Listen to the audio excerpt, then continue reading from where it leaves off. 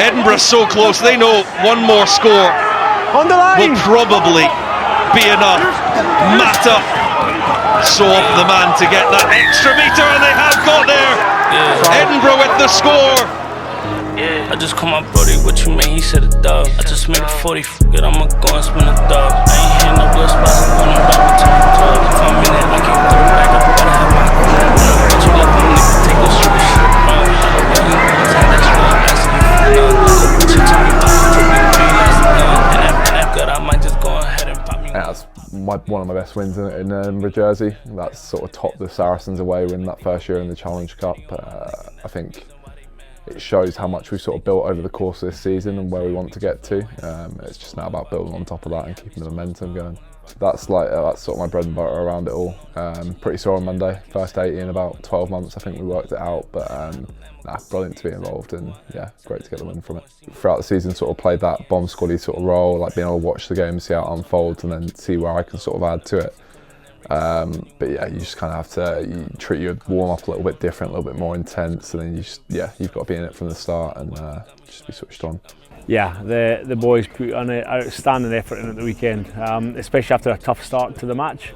Showed a little bit of resilience, which is one of our big values, to be able to come back and gain some control in the match. But I think the big things off the ball, especially chase back efforts from like Wes and the big rig Sykes and Hodgie in that first half were amazing, and that's really what we want to base our game off. Massive effort, and then all the other detail round about it will complement that.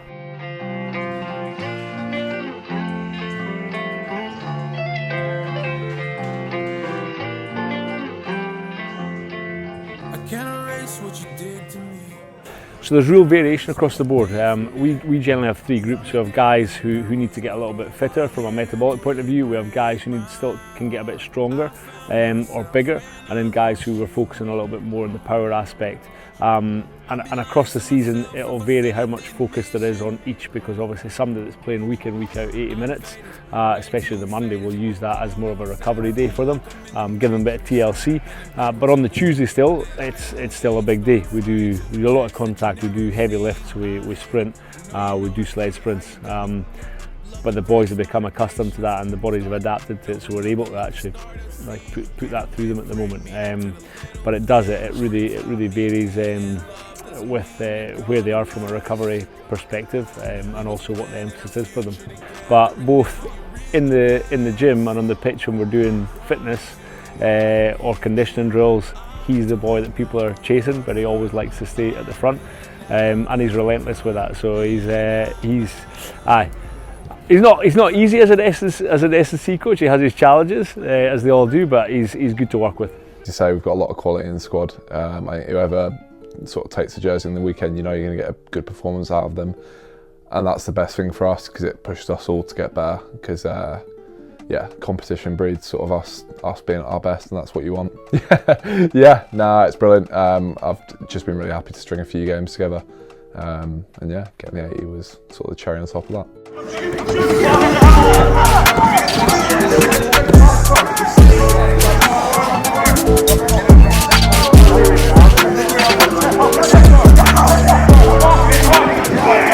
Yeah, I love the place. As I say, for me, it's the best club stadium in the world of the stadiums that I've been to.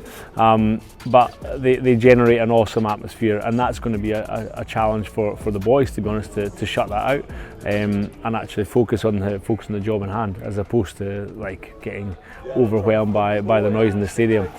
But also, if they dull that noise down in those first 20-30 minutes, the crowd go a bit silent, and they can get a lot of energy from that as well. So I'm excited to go back. It's an awesome place. It's a great town. But it'll be good for the boys to experience it, hopefully with a win. Yeah, there's even the URC, some of the stadiums we played at, especially the South African ones, it's cool stadiums, but this will be a sort of different level in terms of noise and whatnot. So you try to block the atmosphere out as much as you can and just sort of focus on the game. But obviously it's great to take in, and it's sort of great to experience sort of places like that you probably haven't before. I think it's pretty black and white. They're big French sort of pack. They're going to be going pretty direct at you, trying to get over the top of you. It's just about sort of matching them and then adding a little bit more on top of that, a bit like we did last weekend. But it will be a step up again. So it's just about sticking to our game plan and putting it on them.